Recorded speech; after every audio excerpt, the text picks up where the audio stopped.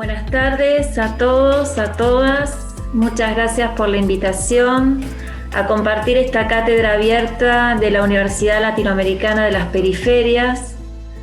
Hoy estamos en un día dedicado a los aportes de la doctrina social de la Iglesia en tiempos de pandemia.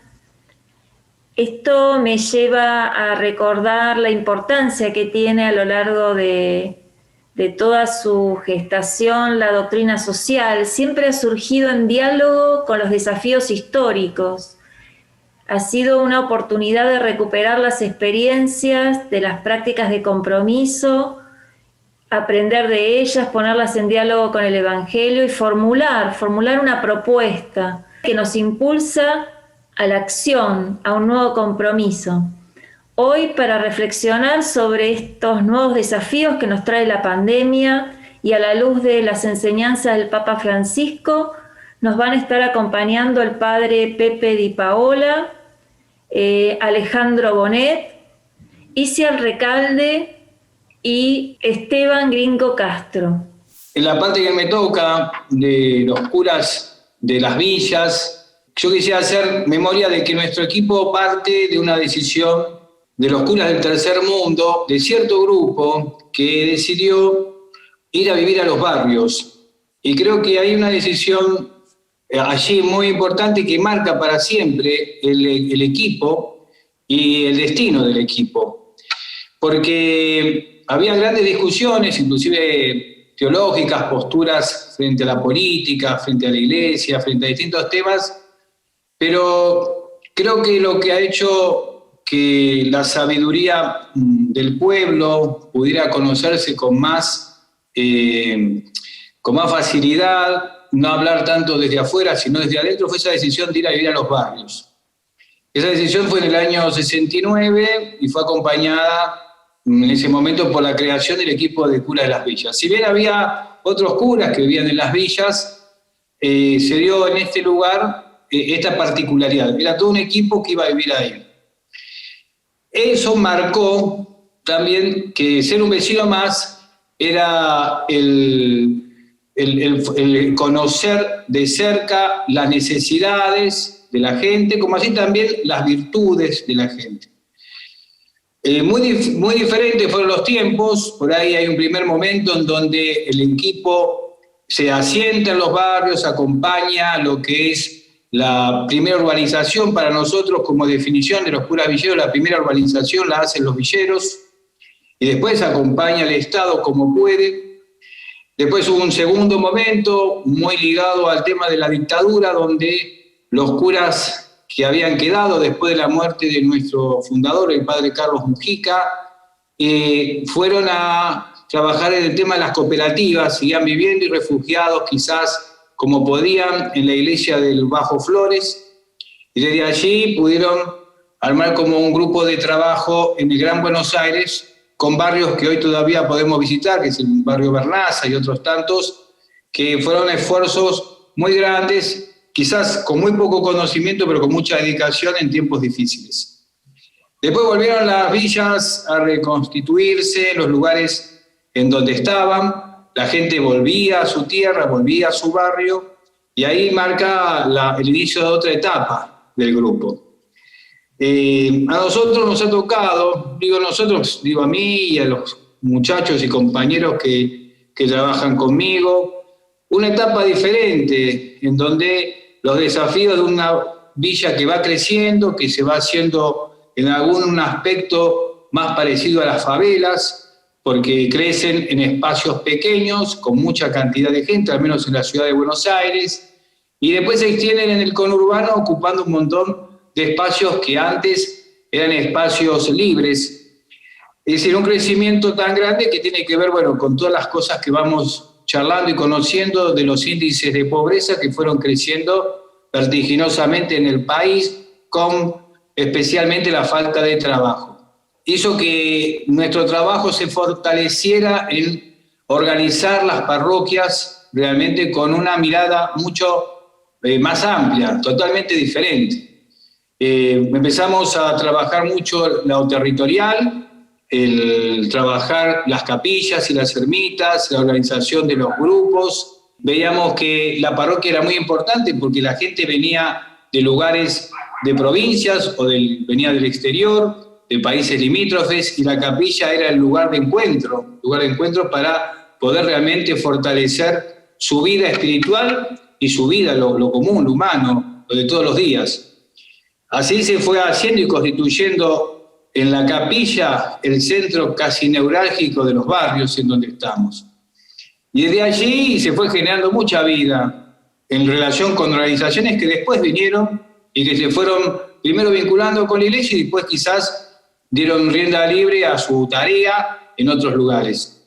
Nosotros constituimos dos trabajos en la etapa nuestra muy fuerte, y fue la prevención y la recuperación. Nos pareció que el centro del gran desafío que teníamos frente al avance de la droga, en donde en el documento que hicimos en el 2009 hablamos que estaba en todos lados, que se llevaba, que se consumía, que se traía, que estaba despenalizada. De hecho, con esa palabra le dimos el nombre al documento. Vimos que era el desafío que teníamos. Cómo llegar antes, cómo generar líderes positivos, cómo generar un trabajo de prevención serio y un trabajo también de recuperación. Ahí nacen los hogares de Cristo y ahí nace también el tema de las 3C, ¿no? Las capillas, club y colegio, como una base preventiva. Creemos que la institución dentro del barrio es muy importante. En la década del 80 y 90 se habló de la institución mal, como que las instituciones eran algo que no dejaba realizar a la persona. Y bueno, todo lo que conocemos, los que somos más viejos de 50 años. Pero damos cuenta que esa prédica no ha servido, porque los barrios nuestros hoy carecen de esas instituciones, salvo en los lugares en donde estamos fuertes, o las iglesias o las organizaciones. ¿Y cuánto le hace de bien a la gente? Hoy, frente a la pandemia, toda esta organización previa y este espíritu que venimos trayendo desde Mujica a esta parte, nos permite enfrentarnos con la realidad de una manera diferente. Esta manera diferente es frente al desafío del virus y del virus desparramado en los barrios, como nos habían dicho que las personas mayores y también los barrios populares eran justamente focos a los que había que proteger, porque allí realmente iba a ser bastante dura la situación. También nos pusimos en esa sintonía. Es como que ser cura de la villa y ser parte de este equipo de ahora que es Capital y Gran Buenos Aires, y además de otros curas que a lo mejor se suman del interior del país, trabajamos con esa filosofía. ¿El problema cuál es? Escuchamos a los vecinos, escuchamos la realidad, podríamos decir este oído del Evangelio, otro del pueblo, hace que decidamos poner toda esta organización, todo lo que es nuestra vida. De hecho, tenemos un compañero nuestro muerto por el virus, como el padre Bachi. Tenemos otros curas que también se enfermaron, como Charlie o como los curas de la Villa 31. Lo importante es estar a disposición de lo que la gente precisa. Y por eso esta primera fila de trabajo en las parroquias para nosotros es esencial y responde a nuestro modo de trabajo. Se reconvirtió la parroquia. Había un periodista, lo cuento así brevemente, me vino a visitar la otra vez y decía, ¿qué hacen, padre, la gente cuando ve las ollas arriba del altar? Y le digo, mira, la gente que viene acá a cocinar es la misma que viene a misa. No hay una diferencia en los barrios populares entre la gente que viene a misa y la gente que ayuda. Hay como una coherencia entre el decir y el hacer, ¿no? Que es muy grande y que es propio de los barrios populares. Entonces, bueno, esta reconversión de la parroquia en función de la cuarentena, en función de la pandemia, ha hecho que todo haya cambiado. Cosas que son notas importantes, todas las capillas en general, y hay una respuesta común. No tuvimos una reunión previa a los curas de las villas. Es como que reaccionamos en forma común frente al mismo problema. Eso marca un aspecto positivo del equipo, porque casi todas las capillas se convierten en lugares de distribución de la comida. lugares en donde dijimos, cuando nos reunimos con el presidente Fernández, y nos damos cuenta de la gravedad del problema que se generaba en nuestro barrio. Lo primero que le dijimos es, no se puede decir, quédate en tu casa y llevate el trabajo a tu casa, porque la casa es un lugar pequeño, es multigeneracional, vive el abuelo, el padre, el nieto, los sobrinos, viven todos juntos, en un espacio pequeño. Y eso de llevarte el trabajo a tu casa, ¿qué significa? No hay empleados estatales, todos los que están allí viven de changas. Bueno, esa charla fue bastante fructífera porque lo entendió, lo transmitimos después con un spot, y eso de quedarte en tu casa, quedarte en tu barrio era un avance, era pensar que el barrio tenía que dar una respuesta y que la extensión de la casa era también la parte de la vereda, la calle, el lugar propio en donde la gente circula y camina sin problema. Se han generado muchas cosas, yo menciono algunas que por ahí son propias de las que conozco y que conocí a través de las reuniones que tuvimos posteriormente en los curas de las villas. Pero el trabajo en los barrios, en que las capillas, nosotros tenemos barrios diferentes, entonces las capillas responden a esa situación del barrio, se convirtieron en comedores. Y no sé, nuestra parroquia, por ejemplo, de León Suárez, que tiene varias villas, se da de comer a 3.000 personas todos los días, en 6 comedores. Y eso no estaba antes, había otros comedores que siguen funcionando, pero estos, en lugares estratégicos, bueno, se reconvirtieron. ¿Quiénes son los que cocinan? Y son la gente de la comunidad. Esa misma gente que tiene sus reuniones, que tiene su compromiso, los jóvenes que tienen sus campamentos, los profes que enseñan fútbol, o sea, reconvierten su actividad en función de la necesidad. La necesidad es un plato caliente para que esa persona que no tiene changas pueda realmente llevar su comida al menos una vez al día a su casa. Por otro lado, en los centros de formación, en el nuestro, por ejemplo, se hicieron cabinas sanitizantes. Cuestión de que la gente cuando pasa, habíamos ofrecido en ese momento al presidente las capillas para hacer todo el procedimiento del IFE, ¿no? Entonces, el ANSES, RENAPER, bueno, lamentablemente eso no siguió como correspondía, ¿no? Pero en ese momento fue muy importante porque las capillas le dieron la posibilidad a mucha gente de los barrios nuestros, que están alejados capaz de lugares céntricos de los distritos, darle la posibilidad de tener hoy el IFE y de cobrar sus 10.000 pesos. Eso fue fundamental y fue parte de la primera tarea que realizamos. La otra fue la desinfección de los lugares comunes. Nosotros lo ofrecemos en nuestro barrio, no solamente desinfectamos los lugares en donde trabajamos nosotros, sino que se formó una cuadrilla que, si una organización nos pide, se va y se desinfecta el comedor, el lugar, antes de que empiecen a distribuir la comida. También se desinfectan pasillos, a lo mejor donde nos pide la gente. Bueno, se va haciendo una actividad amigable y en donde a la gente se la previene y se la ayuda a la recuperación, ¿no? de su terreno, para poder estar más tranquilos. En este tiempo las capillas han sido casas de hospitalidad, en algunos casos viviendo gente que estaba en la calle, en otros casos haciendo el aislamiento, y capillas que están hoy con camas y que, bueno, que sirven justamente para que puedan realmente vivir esta situación, ¿no? También hicimos operativo frío en el sentido de ropa, hacía mucha falta ropa de abrigo, bueno, se hizo una campaña y un trabajo muy grande para poder ayudar a la gente. Así que, bueno, en las necesidades básicas apuntamos, pero desde la comunidad, una gran participación de la gente. Yo creo que la pandemia, como nos dicen, pone al descubierto las grandes falencias que tenemos en la Argentina, pero también ha mostrado que en donde hay comunidad organizada, esa comunidad fuerte, esa comunidad que tiene valores, que es capaz de dar generosamente su tiempo, se dan respuestas efectivas a los problemas concretos que tiene la situación, que tiene el lugar y que tiene el momento que le toca vivir. Por eso en este tiempo de pandemia, un desafío que se nos presenta ahora es el de la niñez y el de la juventud, que lo vemos con toda claridad, ¿no?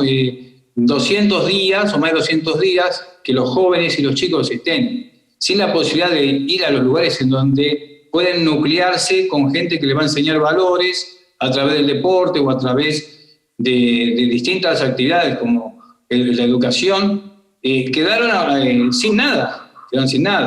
Al mismo tiempo que a una institución se le exige un protocolo, encontrás que en la cancha del barrio hay 700 personas en un campeonato. Entonces, no hay, en ese sentido, una mirada, y creemos que eso tenemos que ayudar a las autoridades a tener una mirada no solamente del virus y de la necesidad del distanciamiento, el protocolo que los hacemos y realmente estamos por el cuidado de la salud. En ese sentido, realmente encontramos acá algunas sectas que te dicen que van a curar el coronavirus.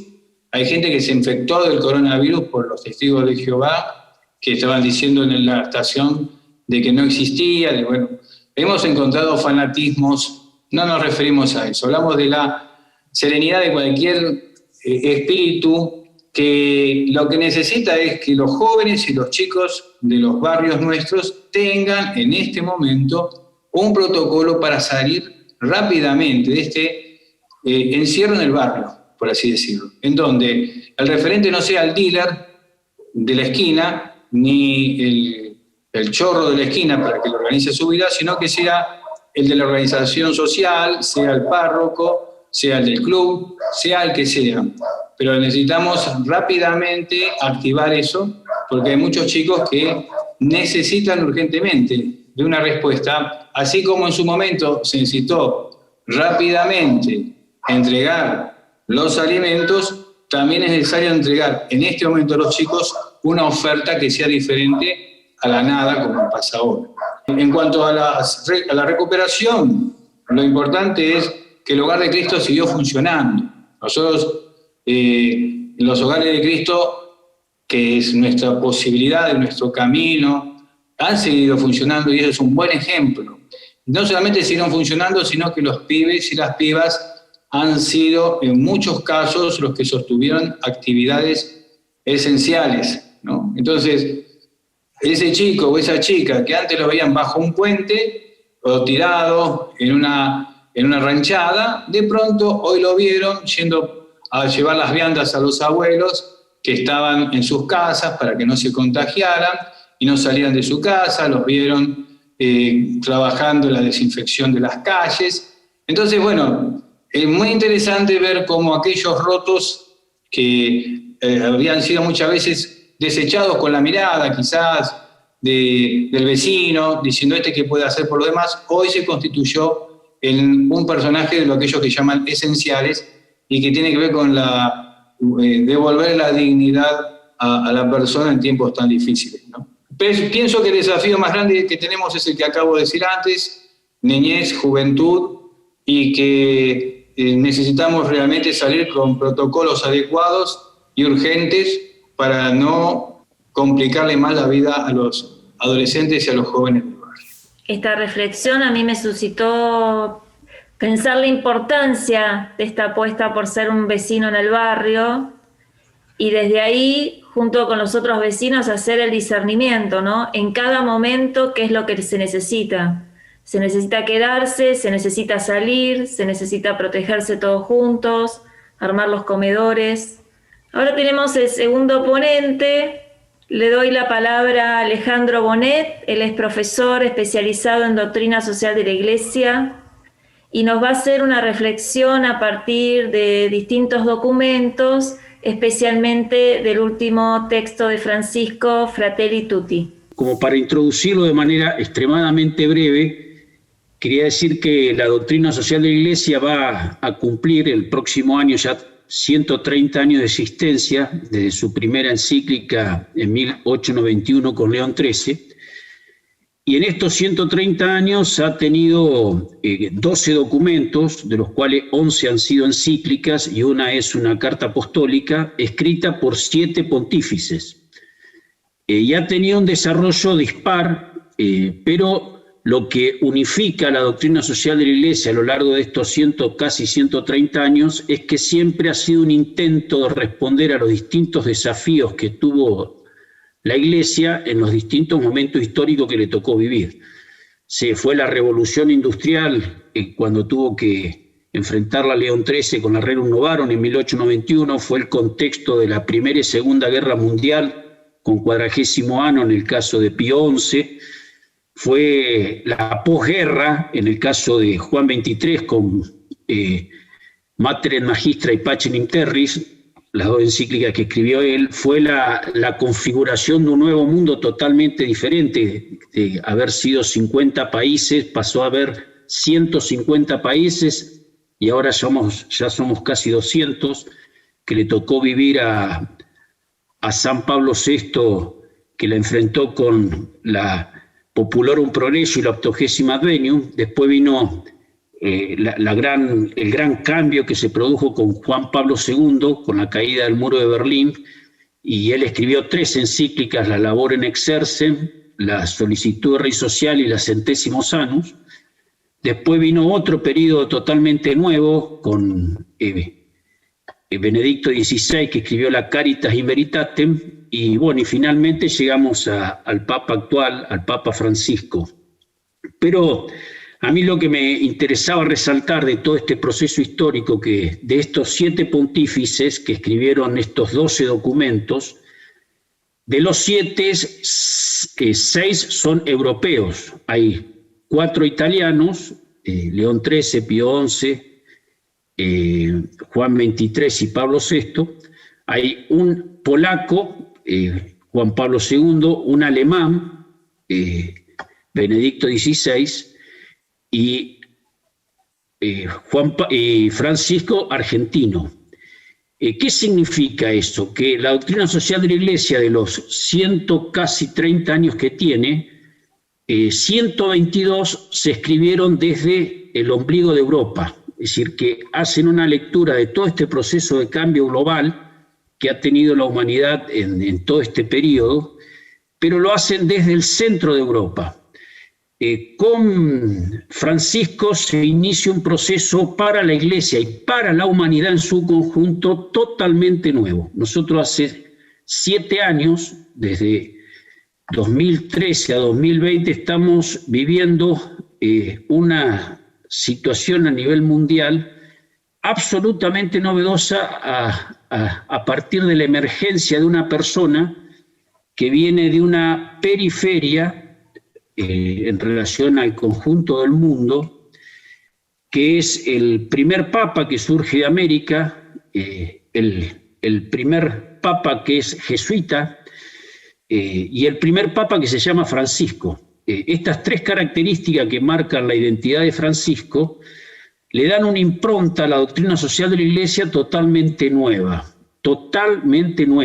Es decir, hay una continuación con la esencia que hereda de la doctrina social de la Iglesia, como ha sido siempre en la tradición y en el magisterio de la Iglesia, pero hay una novedad que está sorprendiendo al conjunto de la humanidad y al conjunto de la Iglesia. Para toda la Iglesia estamos viviendo un momento totalmente nuevo y que es muy promisorio, muy promisorio. Y todo lo que Francisco está volcando en la Iglesia Universal lo aprendió en la Argentina. Por eso, y en América Latina. Por eso tiene una validez superlativa para los que vivimos en Argentina, para los que tenemos la conflictividad propia de la historia argentina, el hecho que el que esté dando esta novedad al mundo surja de nuestra tierra. A mí me interesaría resaltar muy brevemente 4 características de esta novedad que se da con Francisco en este proceso de 130 años, que se resaltan en sus 2 encíclicas, la Laudato Si, de hace 5 años, y la Fratelli Tutti, de hace una semana atrás, que realmente impacta al mundo y que realmente requiere un trabajo de lectura atenta y tranquila, porque lo que dice la Fratelli Tutti es absolutamente nuevo, como fue la Laudato Si. ¿Cuáles son estas características? Rápidamente, la primera, y no digo que la más importante, pero una de las más significativas, es el lenguaje. Si uno toma los 12 documentos de la doctrina social de la Iglesia, van a ver que la mayoría de los documentos de las encíclicas tienen un lenguaje más de carácter filosófico y teológico, mientras que el lenguaje de Francisco es un lenguaje poético, es un lenguaje sociológico, es un lenguaje político, a tal punto que cualquier persona común y corriente que jamás en su vida haya leído una encíclica lo entiende. Ese es un fenómeno que se dio con la Laudato Si, que fue mucho más acogida por la gente de afuera de la Iglesia que por la gente de la Iglesia. La entendió mejor la gente que no era de la Iglesia que la gente que era de la Iglesia.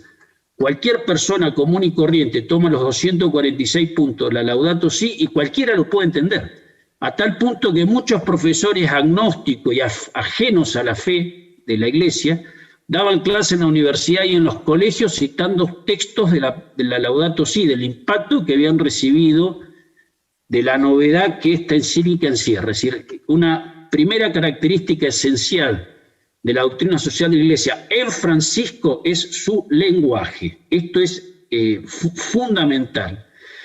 La segunda característica que me parece esencial, esta sí que es esencial, que toca el núcleo de la novedad de Francisco, es que es una encíclica escrita desde las periferias. Él solía decir cuando vivía entre nosotros que Argentina se la entendía mejor desde la Villa 31, la Villa 21, que ustedes conocen mucho mejor que yo, que desde el Obelisco, desde Casa Rosada o desde el Congreso, porque cuando uno mira la realidad desde una periferia, considera un montón de factores que cuando uno la mira desde el centro no las percibe. Y justamente si uno compara la última encíclica anterior a la de Francisco, que es la Caritas in Veritatem, con la Laudato Si, en el contenido, en muchísimas cosas dicen exactamente lo mismo, pero miradas desde una realidad, desde adentro de una realidad del sufrimiento, de la marginalidad, de la conflictividad, de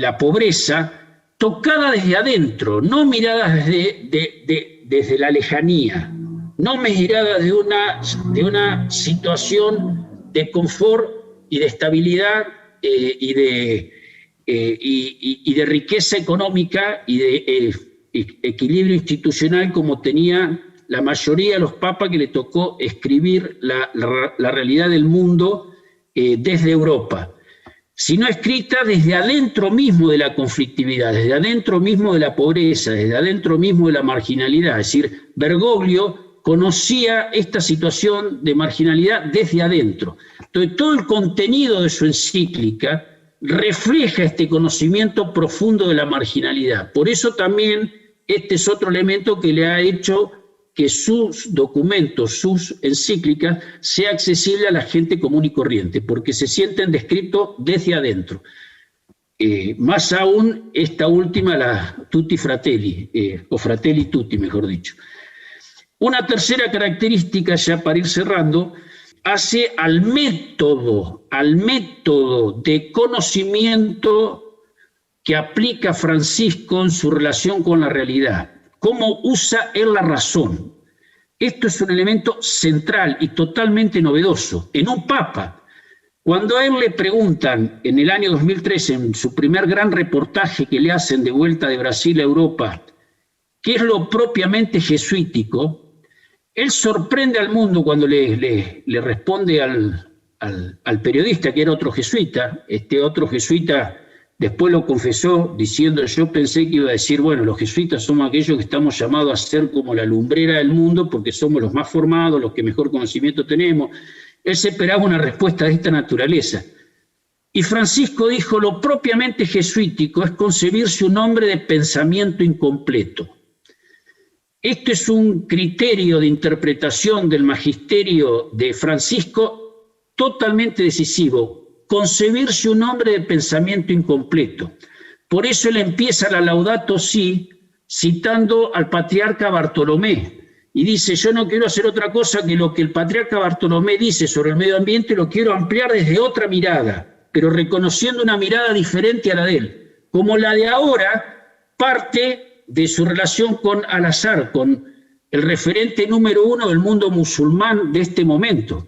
Él dice, en el documento que firmó con Al-Azhar en Emiratos Árabes, es el fundamento de toda la nueva encíclica. Es decir, que es una persona que se concibe que para entender la realidad es muy importante tener en cuenta la manera como el otro mira la realidad, concebirme un hombre de pensamiento incompleto. Eso hace que la doctrina social de la Iglesia se desideologice, que seamos más humildes, que vayamos al encuentro de la realidad sabiendo que el otro me puede aportar mucho más de lo que yo ya conozco de la realidad.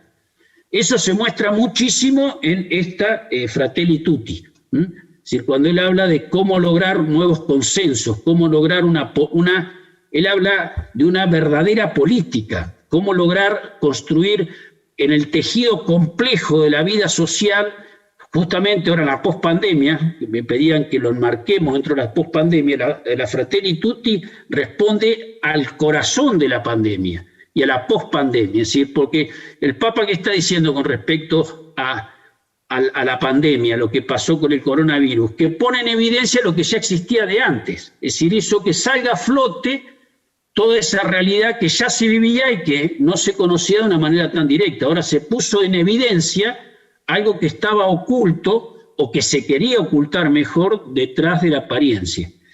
Entonces, esa es una tercera característica que resalta el pensamiento novedoso del Papa Francisco. Y la última, para concluir, es algo que no sucedió en ninguna de las otras encíclicas. Cuando él marca una persona que encarna de manera paradigmática el contenido de la encíclica. Es decir, esto no lo había hecho ninguno de los papas anteriores. En una encíclica de la doctrina social de la Iglesia, ¿no? Francisco dice, en San Francisco está encarnado todo lo que yo quiero decir en la Laudato Si. En San Francisco está encarnado todo lo que yo quiero decir de Fratelli Tutti. Es decir, la encarnación paradigmática hace que el contenido, mirando a una persona, uno diga, es esto lo que el Papa me quiere decir. Porque hay alguien que encarna ese contenido y que me lo hace accesible a la gente común y corriente, nos lo hace accesible a todos.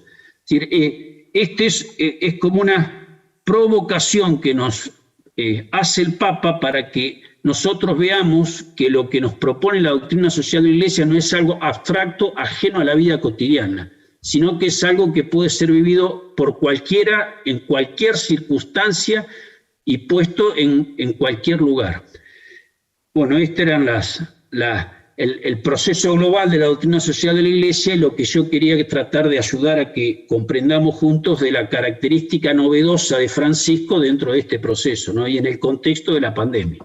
Esta clave de Francisco de los tiempos largos, ¿no? De estos procesos de que el tiempo es superior al espacio, porque en América Latina se sentía una extrañeza con las propuestas de la doctrina social. Había algo que no conformaba, que no motivaba, y esa reflexión se sentía lejana, ¿no? Entonces ahora nosotros tenemos una cierta expresión de la doctrina social que nos hace como sentirnos en casa y que nos puede ayudar a seguir dinamizando. Y también nos pone la alerta, porque también nos pregunta cuántos mundos desconocemos, cuántas periferias escapan de nuestro horizonte y no estamos siendo capaces de entrar en diálogo con ellas, de salir de nosotros mismos. Es decir, que la presencia de Francisco, más que hacernos solo disfrutar o estar conformes con este gran aporte, nos anime también a salir, como vos dijiste, valorando otras tradiciones y aprendiendo de otras tradiciones. Le vamos a dar la palabra a Isia Recalde. Ella es licenciada en Letras, docente en la Universidad Nacional de La Plata y directora del programa de estudios de Política y Sociedad Scalabrini Ortiz de la Universidad Nacional Arturo Jauretche, en Florencio Varela. Poder compartir con ustedes algunas reflexiones que tienen que ver con pensar desde nosotros mismos, centralmente desde la concepción de la comunidad organizada, que muy bien planteaba Pepe, que bueno, es hija de la doctrina justicialista y no en balde la doctrina justicialista es hija directa de la doctrina social de la Iglesia. Y compartir sintéticamente primero un punto de arranque, porque los cristianos y humanistas seguimos creyendo en la verdad frente al relativismo extremo que todo lo discute y todo lo pone en duda. Y esa verdad es la realidad que a los argentinos nos duele profundamente y que uno la puede ver lisa y llanamente en nuestros barrios y con más profundidad en los índices catastróficos que vive la Argentina en la actualidad. Más de 11 millones de argentinos pobres, casi 3 millones en la indigencia, un 40% de argentinos sin trabajo. Esto es, números trágicos del dolor social de nuestro pueblo, de una pobreza estructural de un 30% que venimos acarreando por décadas, que hoy aumentó el 50%, y que es una catástrofe social que no la inventó el COVID. Los compañeros lo señalaron muy bien, que en todo caso, digamos, lo exacerbó y lo puso en evidencia, no para los que trabajamos en los barrios populares, sino centralmente para nuestra dirigencia. Indudablemente los problemas estructurales que la Argentina tiene, les diría que casi del año 76 a esta parte, sin resolver. Y en función de esa dura realidad que vivimos los argentinos, plantear 3 puntos muy sintéticas. Primero, una asunción dolorosa, digamos. Si nosotros no trabajamos con la verdad y con un diagnóstico certero de lo que nos sucede, difícilmente podamos salir de este atolladero en que estamos. Asunción dolorosa que ¿qué tiene que ver? En principio con plantear qué le pasa a la Argentina. La Argentina es un país dependiente, semicolonial, que hace décadas no cuenta con un proyecto nacional independiente de corto, mediano y largo plazo. Esto es, yo diría, es importante prevenir el COVID, pero aún es más relevante instalar en la agenda nacional una conciencia de nuestros problemas estructurales reales y de la necesidad de un plan para resolverlos por nosotros mismos. Y digo nosotros mismos, haciendo hincapié centralmente en que la Argentina, con la comunidad organizada, que no es un libro, sino que es una propuesta civilizatoria alternativa al liberalismo reinante, un liberalismo, digamos, de izquierda a derecha, ha logrado en términos históricos un nivel de dignidad para el pueblo argentino en su conjunto que desconocía de estas cifras trágicas que tenemos. Entonces digo por nosotros mismos porque el pueblo argentino puede darse una propia solución a los problemas sin tener que recurrir centralmente a las recetas del extranjero que nos han condenado históricamente a ratificar y profundizar esta situación trágica en la que vivimos. Esto es, en Argentina el hambre y las enfermedades evitables matan a millones de personas al año. En el país rico en producción de alimentos y recursos naturales que no deja hace décadas de producir pobres. Y digo esto ¿por qué? Porque, por ejemplo, digamos, en la Argentina, independientemente del drama actual de la pandemia, todos los años mueren en el suelo que parió a Ramón Carrillo 30.000 personas por gripe y neumonía. Y nadie habla al respecto, porque este terrorismo mediático y la campaña del miedo actual que entra lamentablemente en todos los hogares argentinos, muchas veces repite más los datos de las muertes ocurridas en Italia que lo que sucede realmente en términos sanitarios en Argentina. Más de 60.000 argentinos mueren por tumores y otros más de 60.000 por enfermedades respiratorias cada año, y no hay campañas mediáticas de prevención ni de cuidado, ni mucho menos se divulgan permanentemente los partes diarios y las cifras de esas muertes. Esto es, no se habla del problema real de la salud pública del pueblo, del estado deficitario de los hospitales provinciales, del drama que tenemos con las unidades sanitarias municipales, o del inconveniente, digamos, que atraviesan las obras sociales y centralmente de los millones de humildes que no acceden lisa y llanamente a obras sociales y que no reciben atención y mueren por enfermedades que podrían ser evitadas, ligadas siempre al hambre y la pobreza.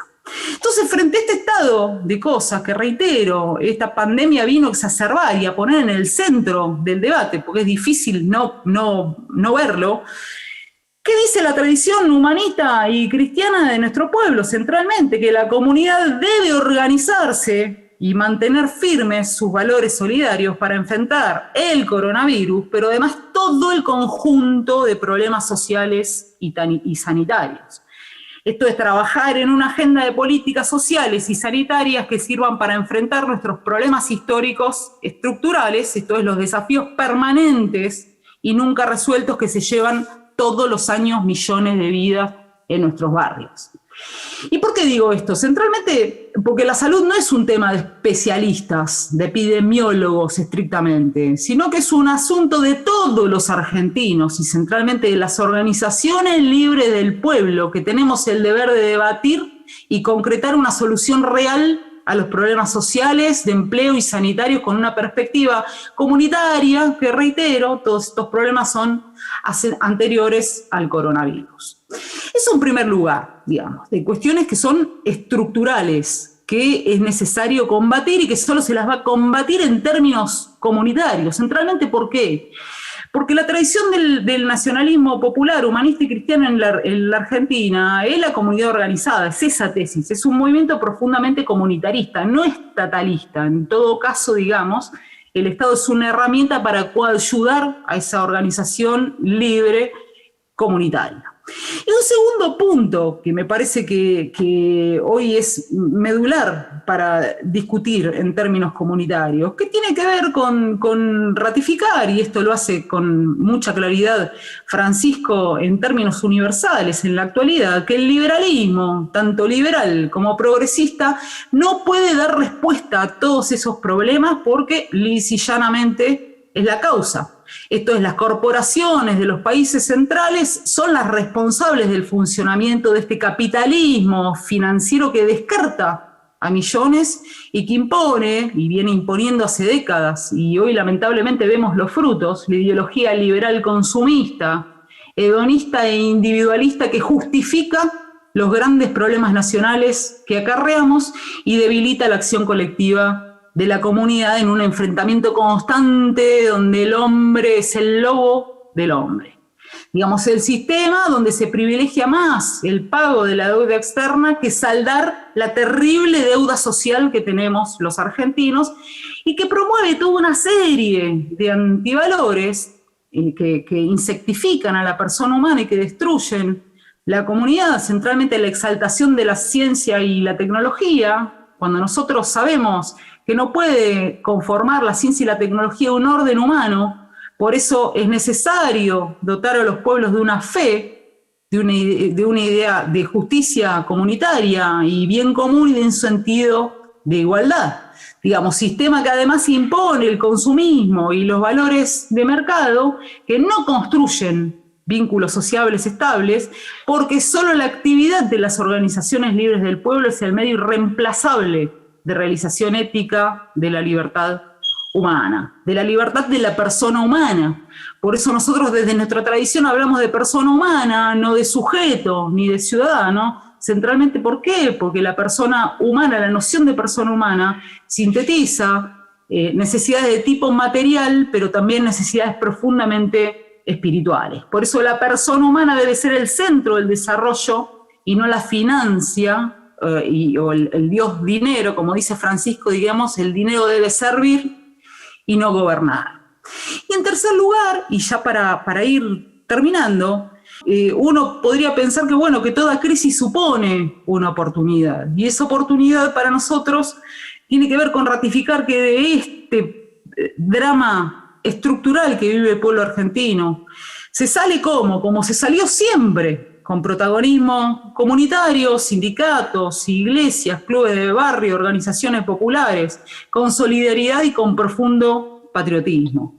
Porque la comunidad organizada, digamos, es la única que posee los anticuerpos para enfrentar este enorme drama nacional. Y eso nos diferencia a los argentinos y a los sudamericanos de otros modelos, porque de hecho la comunidad, ¿cuál es la diferencia entre comunidad y sociedad? Centralmente que la comunidad se funda en valores propios de nuestra historia, en valores humanistas, cristianos y solidarios, cuando la sociedad se funda centralmente en el ordenador del mercado o en el ordenador del dinero. ¿Y qué hay que decir, digamos? Que es necesario potenciar la experiencia de hace meses en que esta comunidad organizada que somos, movida por valores solidarios y patrióticos, se viene cargando la patria al hombro y asiste a millones de argentinos hambrientos y angustiados. Sin esa organización en movimiento, las barriadas humildes hoy estarían sumidas en un enfrentamiento civil difícil de ponderar. Esto es lo que el gobierno, o cualquier gobierno, el actual o los que vengan, deben potenciar. ¿Por qué? Porque para la comunidad organizada el poder no reside en el Estado arriba, sino que reside abajo en el pueblo libremente organizado. No es estatalista, reitero, sino comunitarista. Y el Estado debe potenciar a las organizaciones libres del pueblo, porque sin ese pueblo unido emotiva y solidariamente, la realidad sería aún más catastrófica de lo que es. Esas energías, esa organización, esos valores son los que se deben potenciar para superar el individualismo liberal y reforzar los valores nacionales y de comunidad. En una nación que lisa y llanamente, ¿qué es? Una unidad de destino, un principio de solidaridad social y un proyecto político y económico de desarrollo en movimiento constante, digamos. Una nación es una federación de organizaciones libres del pueblo, no de sujetos aislados, sino de organizaciones libres del pueblo, cuyo ordenador es el trabajo. Y sin trabajo la persona humana no se realiza y no hace su aporte a la comunidad. Por ende, debemos darnos también la discusión de que es momento de superar la etapa del eterno subsidio a los caídos del sistema, a los descartados, e integrar a la persona humana de manera real, y esa integración la va a dar únicamente el trabajo que otorga dignidad. Y para cerrar, y para vincular, digamos, con el planteo que hacía en su cierre Pepe, es necesario además que empecemos a dar el debate y decirle al gobierno nacional que es necesario apoyar en la actualidad la vuelta ordenada y con protocolos de los clubes de barrio, de las capillas, de las escuelas, que junto a la familia han sido históricamente, son en la actualidad y lo seguirán siendo los pilares emocionales básicos de la comunidad nacional. Dice el Papa Francisco, ¿cuánto hay de invisibilizado, cuánto se invisibiliza esta solidaridad cotidiana y organizada en los barrios? Que es lo que también permite suscitar la esperanza, ¿no? Porque en lo pequeño, en el encuentro, en ese compromiso de los jóvenes, de los ancianos, de las mujeres, ahí también surge la esperanza, una esperanza que nos permite pensar, imaginar ese proyecto alternativo entre todos. Tenemos ahora sí a Esteban el Gringo Castro, es secretario general de la UTEP, de la Unión de Trabajadores de la Economía Popular, y él nos va a reflexionar, va a compartir con nosotros su reflexión desde los movimientos populares y la propuesta del Papa Francisco. A mí me tocó participar del primer encuentro del Papa Francisco con los movimientos populares que se hizo en el Vaticano. No recuerdo bien, creo que fue el año 2013. Y nosotros veníamos en Argentina de haber propuesto la construcción de un sindicato de trabajadores de la economía popular que había,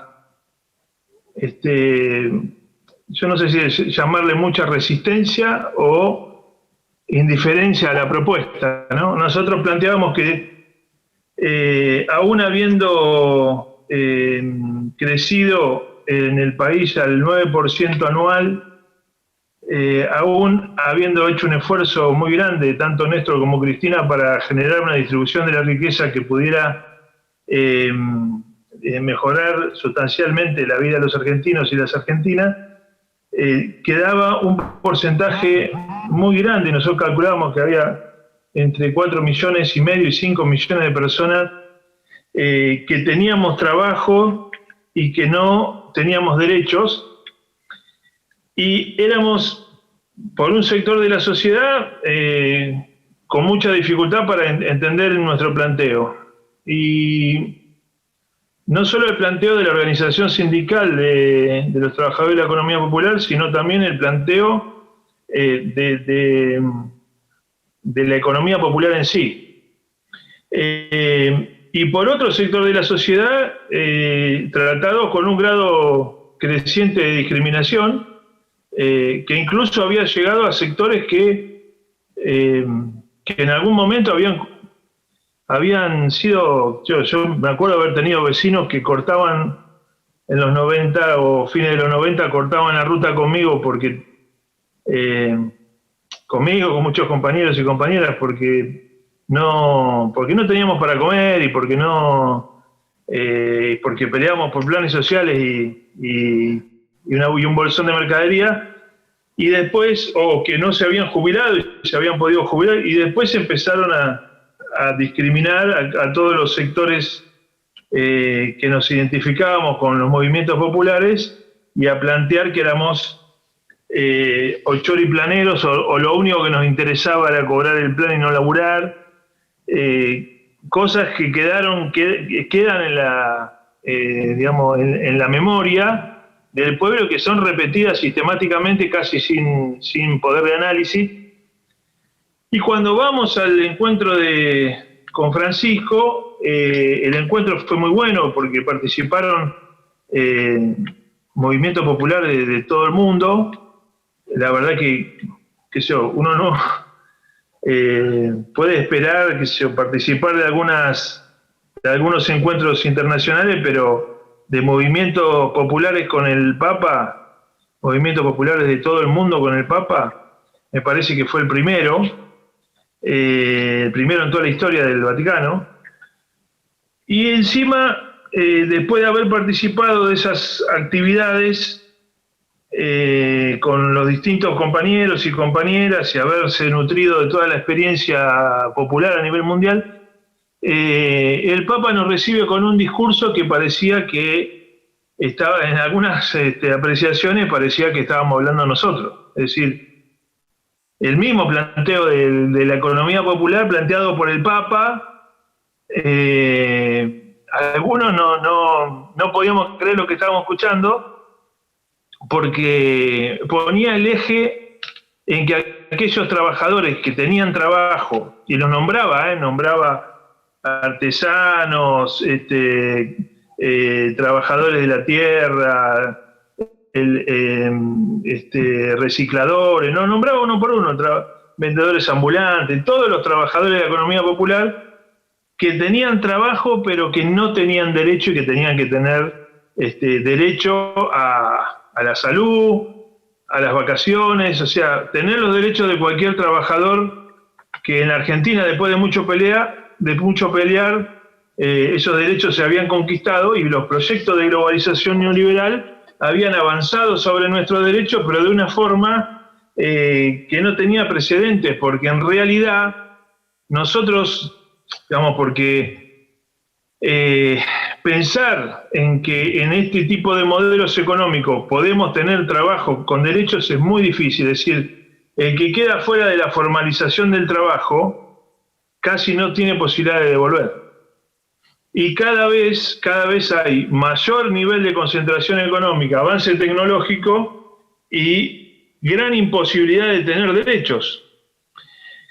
Entonces, construir una organización sindical como se hizo siempre en Argentina y plantear que otra economía, que es la economía popular, se puede desarrollar aunque a otra velocidad, pero que además se le puede dar derechos, para nosotros en ese momento, por lo menos algunos de nosotros no calculábamos la dimensión que tenía nuestra propuesta, pero cuando lo escuchamos de boca de Francisco, es como que la propuesta se amplificó.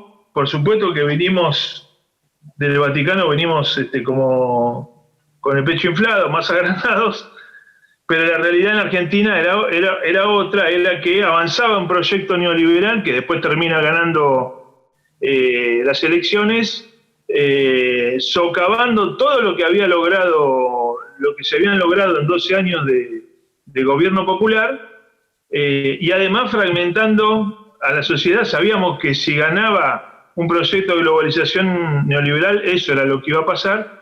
En el medio tuvimos otro encuentro con los movimientos populares en Bolivia, que fue extraordinario porque ahí había se logró una gran participación popular. Evo Morales ya había ido al Vaticano y esta vuelta venía Francisco, que en un trayecto de su discurso nos denomina como poetas sociales a los integrantes de los movimientos populares y las integrantes de los movimientos populares. Pone énfasis en la organización popular y en que teníamos en nuestras manos la posibilidad de generar una transformación en el mundo. O sea, cada vez nosotros éramos más discriminados y a su vez, de parte del Papa, puestos en el lugar de la responsabilidad de la transformación social a nivel mundial. Ese proceso, nos permitió que cuando en nuestro país apareció un gobierno claramente atado a la necesidad de la globalización neoliberal y no a las necesidades populares, rápidamente nos pusimos en línea para resistir todas las estrategias de ese proyecto e impedimos, junto con el movimiento obrero organizado, con sus luchas paritarias y nosotros con nuestra paritaria que fue la emergencia social, impedimos que el gobierno pudiera implementar el ajuste en el primer año y medio de gobierno, que era la necesidad imperiosa de un gobierno que quería ajustar y quería transferir, lograr una transferencia enorme de recursos a los sectores más concentrados de la economía. El padre Pepe habló muy bien del proceso de construcción popular en relación a la dignidad del pueblo, sobre todo en el momento de pandemia. También el compañero que habló de la doctrina social de la Iglesia, que puso el eje en que Francisco se preocupó por desarrollar Fratelli Tutti, las distintas encíclicas, se preocupó porque todo el mundo lo entienda. Y hay un eje que a mí me parece que es central, que es el que compartimos fuertemente con Francisco, la compañera Isia también lo plantea, es la idea de que en las peores condiciones, en las peores situaciones, los movimientos populares, las iglesias, los clubes de fútbol, el movimiento obrero, todo lo que se denomina organizaciones libres del pueblo, hemos podido construir en algunos barrios como espacios de salvación comunitaria, ¿no? Que creo que en algún lado Francisco lo define así.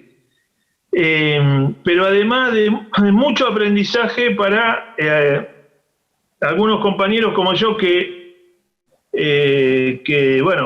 tuve la bendición de no haber pasado hambre de pibe. No me sobraba nada, pero no pasé hambre. No vi la violencia, sí el machismo, pero no la violencia familiar extrema que duele tanto, ¿no? a nuestros chicos en los barrios. No había un desarrollo del narcomenudeo como existe hoy, digamos, y sin embargo, yo creyendo en algún momento de mi vida que iba a poder colaborar con los más humildes, al cabo de unos años, con lo que me encuentro es con que todo el aprendizaje había sido para mí, que había sido muy poco lo que había aportado, pero tuve la suerte de poder escuchar y de caminar al lado de los que menos tenían y de aprender. Es decir, muy poco para enseñar y mucho para aprender. Hoy eso lo está diciendo Francisco a todo el mundo, que en realidad muchas de las curas, yo me refiero más a la cura del individualismo, ¿no? Porque proveniendo de un sector de clase media baja, uno viene con un bagaje que está centrado ahora cada vez peor, ¿no? Pero estaba centrado en que yo podía resolver los problemas, en que el uno iba a poder resolver el problema de los demás, o que tenía alguna posibilidad de aportar en lo educativo, en la salud, en distintos tipos de relaciones. La verdad que la experiencia nuestra es el eje de lo que plantea Francisco. Hay que acercar a los sectores medios, de los sectores medios y los sectores populares, pero para que aprendan los sectores medios, para que se entienda que el trabajo en comunidad, la organización comunitaria, el desarrollo de, por ejemplo, los promotores de salud, los promotores de educación, los promotores deportivos, que buscan la construcción de comunidad, son un enorme aprendizaje para los sectores medios, que a veces son técnicos y profesionales que tienen muy buenas intenciones, pero que muchas veces me ha pasado, digamos, con algunos compañeros, que nunca dejé de ir a buscarlos igual, se nos quebraron porque realmente creyeron que venían a enseñar y no a aprender. Y la cura de nuestros problemas está en los más humildes, porque ahí está la organización comunitaria. No está la comunidad organizada. Está el concepto de comunión, de unión común para resolver los problemas.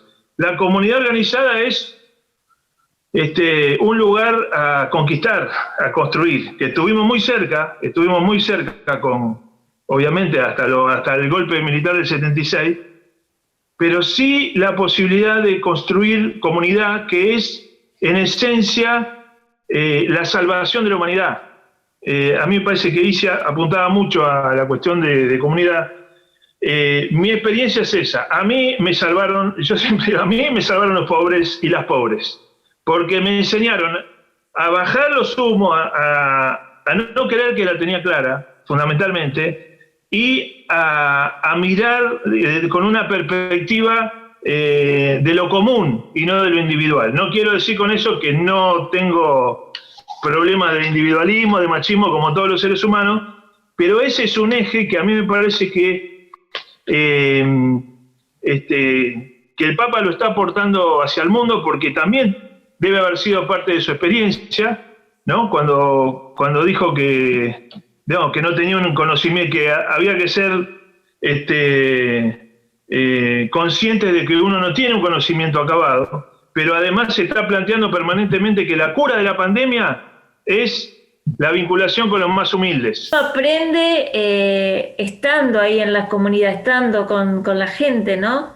No hay otra forma de aprender, no es algo que yo tengo, no sé si la palabra es una crítica, pero ¿cómo se educa en doctrina social? Y no sé si dando cursos en doctrina social, sino compartiendo la vida, o como decía Pepe, siendo un vecino del barrio, y ahí aprendemos. Bueno, entonces en esa situación, si uno lee algo, si uno lee a Francisco, si uno lee un texto, cobra sentido, ¿no? Pero fuera de ese vínculo, de ese aprendizaje que nos dan los otros, no se entiende ese proyecto. Creo que le hacía una pregunta a Pepe, si querés la podés ampliar. ¿Cómo hacemos para que en cada barrio del país, que son más de 4.400, exista una capilla? Cuando hicimos el relevamiento de los barrios populares nos daba 4.400 y bueno, nosotros conocemos cómo cambia la vida de un barrio o una capilla, pero bueno, también conocemos que nos cuesta muchísimo construir la capilla, y que también muchos curas lleguen a la capilla. Entonces, bueno, un poco la pregunta venía por ese lado. En general, dentro de este relevamiento de barrios populares, nos damos cuenta que faltan muchas cosas, entre ellas la capilla, ¿no? Pues también falta a lo mejor el club y falta el colegio. Así que la capilla no deja de ser parte de esa ausencia. Hay una explicación de que las parroquias generalmente se quedaron en los lugares centrales, ¿no? Y yo, por ejemplo, nací en Bursaco, la parroquia estaba en la plaza, entonces Bursaco creció, y hoy Bursaco tiene un montón de barrios, pero tuvo la inteligencia la gente de ahí de armar varias parroquias. Eso no pasó, por ejemplo, donde estoy ahora, que es en León Suárez, y bueno, estamos armando capillas en lugares donde no había. Acá hay, me parece, un déficit grande de parte de los obispos que debieran darse cuenta de que así como se le pide a un municipio que haya una escuela en un barrio, porque es una necesidad, también tiene que haber una capilla, y en donde haya una participación grande, una participación popular, no solamente que esté presente el cura. Yo, por ejemplo, tengo varias capillas, pero sé que hay gente que está trabajando, trabajamos coordinadamente y trabajan con plena libertad, y hacen una tarea extraordinaria. Yo voy, doy la misa, estoy con ellos, los apoyo, pero después el movimiento de la capilla lo va generando la misma comunidad, ¿no? Así que creo que en ese sentido ahí tenemos que exigirle a los obispos y a los párrocos para que realmente se pongan estas palabras de Francisco en práctica, ¿no? Y en cada lugar de estos, que son nuestros barrios, haya una capilla, porque va a ser fundamental para esto que decíamos de la comunidad organizada. Lo decía el Gringo, como un espacio de salvación comunitaria, ¿no? Yo, en la historia de las capillas de las villas hay mucho, ¿no? Por ahí uno rápidamente quiso hacer una síntesis, pero yo recuerdo las reuniones de delegados se hacían en las capillas. Mujica hacía la reunión de delegados ahí. Y después, cuando vino el proceso y se resistía, la capilla era el lugar del encuentro. Y después, cuando hubo que hacer, por ejemplo, me acuerdo del Bajo Flores, nos reuníamos con los delegados, el cura de allí también era delegado. Entonces, bueno, la capilla es el lugar del encuentro, ¿no? Y bueno, creo que esto es importante que se entienda de parte de la Iglesia. Y después, si el obispado o el párroco no quiere, yo creo que en todo su derecho los católicos tienen la posibilidad de hacer una capilla y después vincularse con aquellos curas que sí están en la sintonía de la que estamos hablando ahora. Todo el gran aporte del Papa Francisco a la Iglesia, a la doctrina social, a que sea una persona no europea, digamos, la que habla y la que propone. De todas maneras, me parece que sigue estando pendiente el lugar de las mujeres, que sin duda tenemos mucha. Recién Pepe decía que armen una capilla. No es tan fácil si no hay apoyo de un obispado, de un párroco. No es tan fácil. En la Iglesia me parece que sigue habiendo, a pesar de tantos progresos, sigue habiendo fuertemente una estructura sostenida en sus puestos de decisión de varones. Entonces, a mí me parece que es clave para esto que propone el Papa en la Evangelii Gaudium de reforma de estructuras. Si no se abre a la participación en lugares claves a las mujeres, yo creo que va a seguir siendo dar vueltas sobre un mismo eje, pero no cambia sustancialmente nada como estructura, me parece. Sabiendo un poco que, bueno, en la historia hay mujeres que han marcado sus pasos, como Santa Rita, Santa Teresita, y que, bueno, que nos cuesta un poco también esto de los liderazgos dentro de la Iglesia, y a la vez también porque está esa idea, ¿no?, de que, bueno, de que la mujer a veces no tiene su espacio, el espacio que debería tener. También creo que por eso hay otras compañeras, hay otras mujeres que no se suman a participar. Entonces mi pregunta también sería esa, ¿cómo sería el tema del liderazgo y a la vez también cómo incentivar a que otras compañeras se sumen también a evangelizar en los barrios como lo venimos haciendo nosotras? Coincido con Gaby y con Perla de que la mujer tiene que tener lugar de relevancia. Creo que al Papa tampoco le podemos pedir que haga todo en poco tiempo, ¿no? Pero creo que se va a eso. Y yo te diría, las capillas que yo tengo, las coordinan las mujeres, ¿no? La mayoría. Y hay un protagonismo muy grande de las mujeres en las decisiones, ¿no?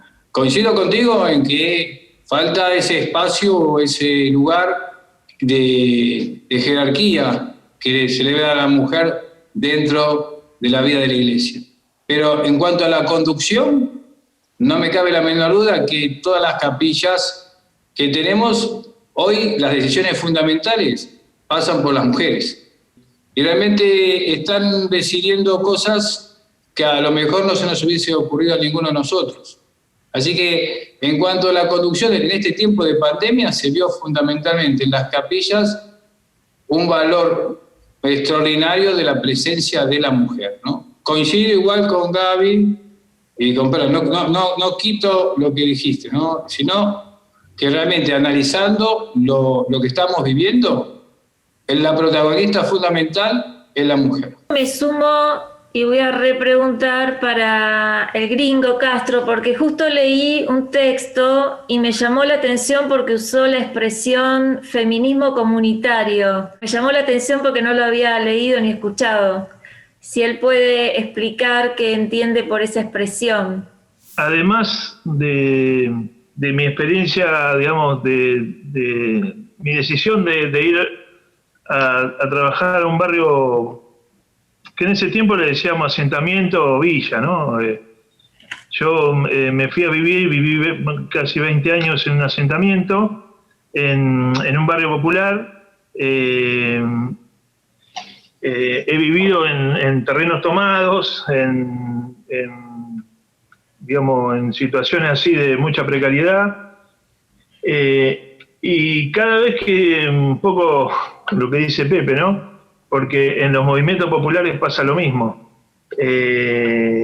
Las compañías, son mayoritariamente mujeres, porque en la crisis que aparece del 76 para acá, pero que se profundiza mucho en los 90, hay un proceso donde los varones que nos fuimos quedando sin trabajo, algunos fuimos, digamos, tomando algunas decisiones de vivir, de construir comunitariamente, pero la mayoría de los compañeros que vivían en los barrios estaban con una enorme depresión, y fueron las mujeres las que toman la posta, encabezan y lideran procesos de lucha crecientes, que nosotros identificamos un feminismo popular o un feminismo comunitario,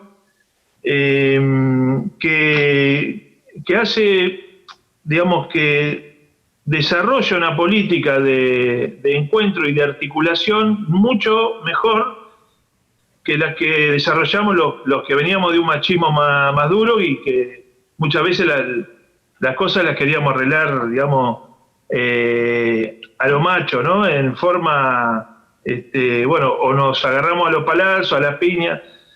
Y las mujeres primero nos han enseñado a hacer política. Yo siempre digo que mi vieja era una gran articuladora política y era una ama de casa, y después, bueno, mi compañera actual es intendenta de Moreno, ¿no? Entonces, la experiencia del feminismo comunitario, que pudo llegar a estar gobernando en esta situación tan caótica, digamos, en la localidad de Moreno, pero muchas de nuestras experiencias como varones fue aprender, así como aprendemos de los sectores populares, aprendimos de las mujeres, incluso en el tratamiento de la violencia contra la mujer. Nosotros no sabíamos para dónde agarrar. O sea, queríamos resolver el tipo que le pegó a la mujer, queríamos ir y romperle la cabeza a fierrazo.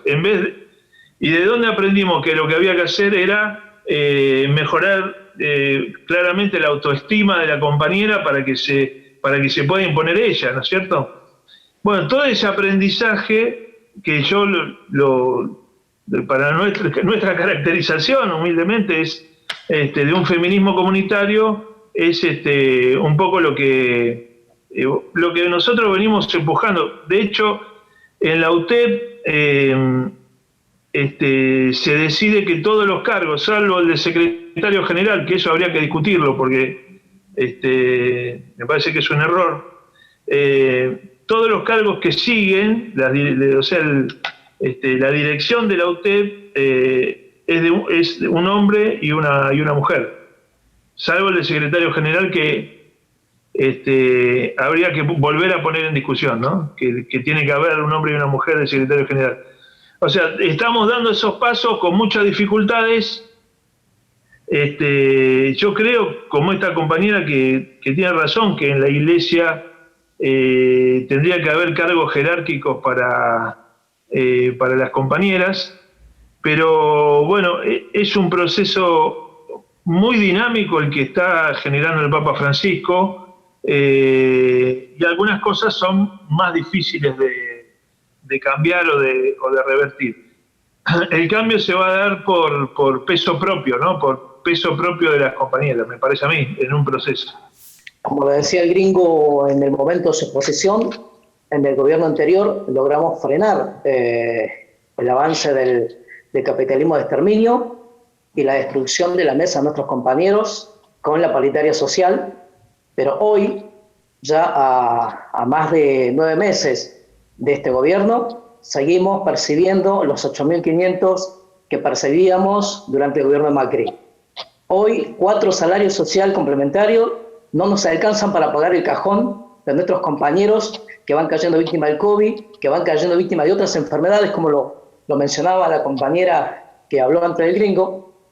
Y eso hace que hoy el dolor que tengamos en las familias de los trabajadores de la economía popular se sienta mucho más fuerte que la que se sentía durante el macrismo, porque tenemos un gobierno aliado. Ya no es un gobierno enemigo, es un gobierno aliado.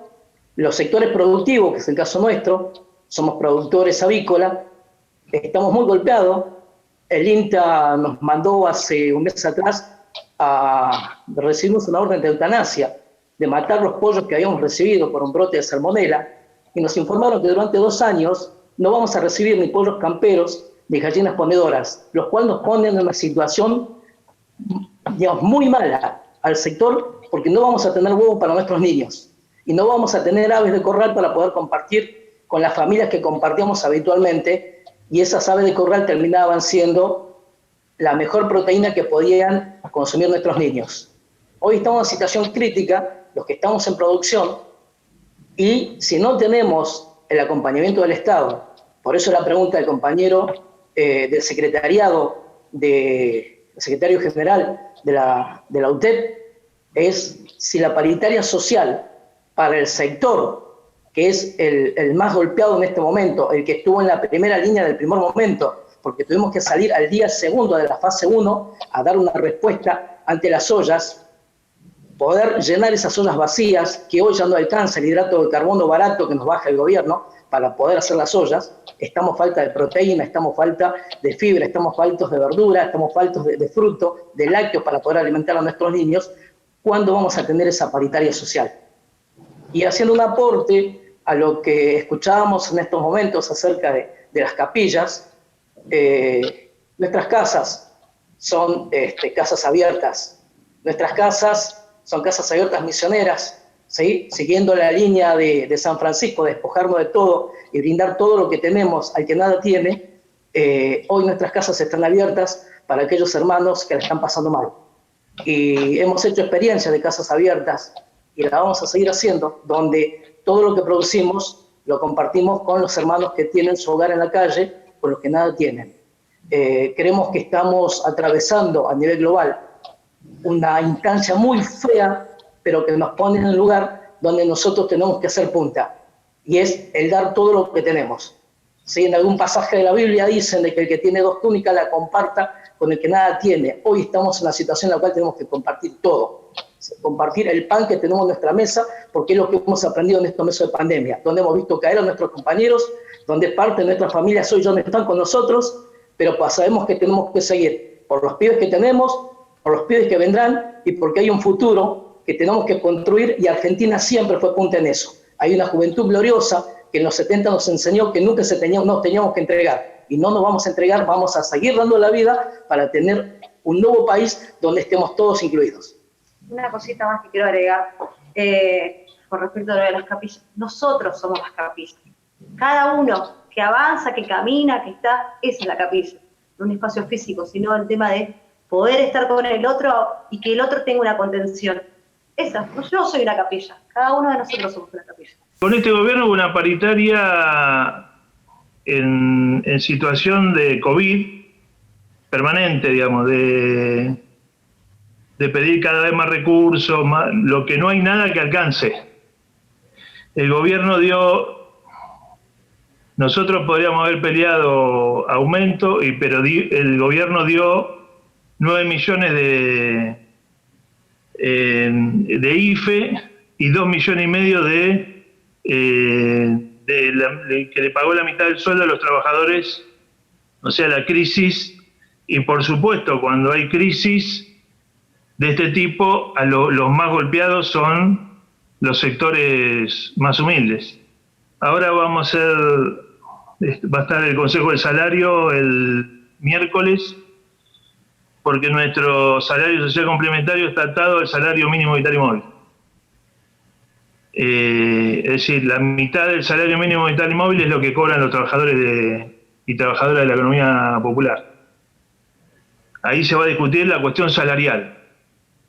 Después existe el programa Potenciar Trabajo, que es un planteo que viene haciendo Emilio Persi como secretario de Desarrollo Social, que se va a ir paulatinamente sacando el IFE e integrando, digamos, hasta que ninguno de los trabajadores de la economía popular cobre menos que el salario mínimo vital y móvil. Que de todas formas, yo digamos, calculo que va a ser insuficiente, por más que cobremos el mínimo vital y móvil, ¿no? En este contexto de pandemia se desdibujaron mucho los roles que veníamos sosteniendo. Vemos la violencia, si bien siempre estuvo instalada en los barrios, de múltiples formas y sobre todo institucionalizada, vemos que hay un emerger preocupante de las violencias domésticas y sobre todo de género y hacia menores de edad. Yo quería preguntarles a todos, pero por ahí me resonó esto que mencionaba el gringo Castro sobre que él no tuvo que padecer las violencias que padecen los pibes y las pibas de nuestros barrios hoy por hoy. La pregunta concreta es si este tipo de ejercicio de violencia está emparentado con la falta de oportunidades, la falta de empleo. Decía Alejandro que el Papa escribió o una de las 4 características que mencionabas de esta última encíclica o de las encíclicas, que escribe desde la marginalidad y la conflictividad, desde esos lugares, ¿no? Y también todos mencionaron que desde esos lugares es donde están las soluciones, o de donde nosotros estamos. Entonces, ¿por qué seguir pensando que el conflicto y la marginalidad está ahí, en donde están las soluciones? ¿Se entiende lo que planteo? Y no pensar de que el conflicto y la marginalidad está en otro lado. En otro lado que es ese sistema que genera estas marginalidades y conflictividades. Nosotros no creemos que sea desde la marginalidad. No hay que confundir, digamos, la marginalidad es cuando vos estás en una situación, una cosa es que estás excluido y sos parte de la construcción de una organización, y otra cosa es cuando estás al margen. El margen es un lugar, es como el precipicio. Estás por caerte al precipicio y a veces haces cualquier cosa para no estar en ese margen. Eso es, digamos, la situación de violencia más concreta que se vive en nuestros barrios. Es un proceso de marginalidad, de exclusión y de vinculación con el narcomenudeo que nos revienta a los pibes, nos lo saca de la organización popular. El gran combate en los barrios es si los pibes se quedan con nosotros y nosotras o se van con el narcomenudeo. En algunos lugares le ganamos la batalla y en otros no. Y el conflicto, siempre que no sea eterno, digamos, es importante. Nosotros no le escapamos a los conflictos, al contrario. Pero tratamos de que exista el conflicto ya existe, tratamos de resolverlo lo más rápidamente posible y lo más masivamente posible. En relación a la paritaria social, por ejemplo, del 2016, nosotros logramos un avance que en el 2018 fue un retroceso, porque el sector vinculado al capital financiero internacional generó una corrida cambiaria que cada vez que nosotros ganábamos un mango nos lo robaban desde los precios del consumo popular. Entonces teníamos que construir una salida política. Y todo eso fue discutido en los barrios. Fue discutido hasta, por ejemplo, no generar condiciones de extrema violencia que pudieran generar mayor represión y un sostenimiento de un gobierno antipopular que le permitiera después garantizarse eternidad en el proceso de gobierno. No sé si le estoy respondiendo algo de eso, pero lo que nosotros hacemos, y yo creo que esto lo puede decir mejor Pepe inclusive, lo que nosotros hacemos es trabajar para el que es violento con su mujer, con sus hijos, deje de serlo.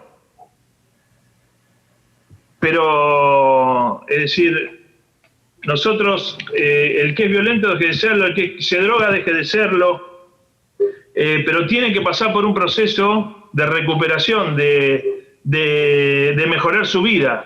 Un pibe que tiene un problema de adicciones serio, tiene que pasar por un proceso donde vaya a un centro de rehabilitación. Un compañero que tenga una situación de violencia en su casa tiene que pasar por un proceso de recuperación, aunque algunos dicen que van a seguir siendo violentos. Yo creo que toda persona merece una segunda oportunidad. No que siga con la mujer con la que estaba, pero una segunda oportunidad que desaparezca su violencia o la violencia encausada hacia una compañera y que se construya un grado de organización popular, que la pelea sea contra los que generan la desigualdad y no entre los propios. Esa es una estrategia, básicamente una estrategia política de los sectores populares. Sebastián, ¿no? El que preguntó. Me parece que él tocó un tema neurálgico que me gustaría de manera sintética profundizarlo muchísimo, porque es uno de los elementos más ricos que Francisco está aportando ahora a la Iglesia Universal y a la humanidad en su conjunto, porque porta una novedad de raíz que supera 200 años de historia, ¿no? Y que él lo lleva en su propia humanidad. Por eso la novedad de lo que él aporta, es decir, él lo refleja en sus gestos y en sus palabras, en su propia personalidad. ¿A qué me estoy refiriendo? ¿Y por qué digo que viene de una situación de inconflictividad? Porque Bergoglio fue elegido provincial de los jesuitas en uno de los momentos más trágicos de la Argentina, y tenía apenas 36 años, del 73 al 79.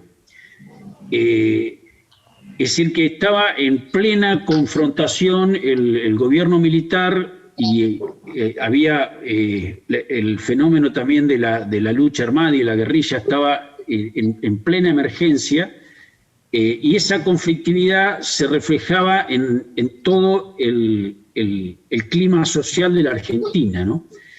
Y en ese contexto a Bergoglio le tocó ser superior de los jesuitas.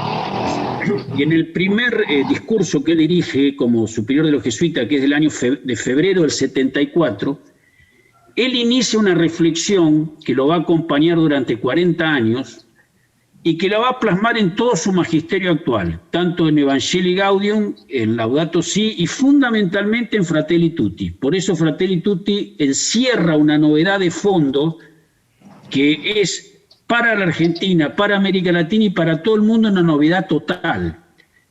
¿A qué me estoy refiriendo? En ese contexto de conflictividad es donde Bergoglio elabora sus famosos 4 principios. Es decir, la primera vez que anuncia él que el tiempo es superior al espacio, que la unidad prevalece sobre el conflicto, que la realidad es más importante que la idea y que el todo es superior a la parte, la primera vez que lo anuncia es cuando él tiene 36 años. Y en el discurso que hace en febrero del 74, como superior de los jesuitas, es su primer discurso.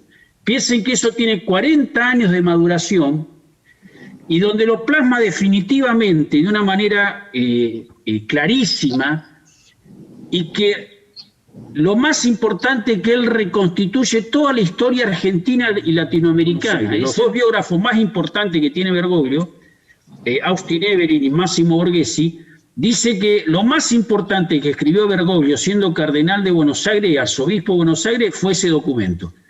Y ese documento es un repaso de qué es lo que a la Argentina no le permitió estar entre los países más importantes del mundo, porque potencialmente encierra toda la riqueza para llegar a ser uno de los países líderes del mundo, la Argentina, por la riqueza que encierra, la potencialidad que tiene, no solamente su territorio, no solamente las riquezas naturales, sino las personas, porque los argentinos cuando se van al extranjero casi todos triunfan. Es decir, que hay una riqueza humana en la Argentina extraordinaria, que no permite, hay algo que es lo que describe Bergoglio, que es lo que no permite que la Argentina despegue. Y él la descifra analizando el proceso histórico nacional, dice: nosotros venimos históricamente de una cultura de la confrontación. Y esa cultura de la confrontación la tenemos que traducir en una cultura del encuentro. Si la Argentina no se encamina por la cultura del encuentro, donde la esencia de la cultura del encuentro es que el otro, sea quien sea, es un bien para mí. El otro es un bien para mí. El otro, piense como piense, es un bien para mí. Ese es el núcleo de la cultura del encuentro.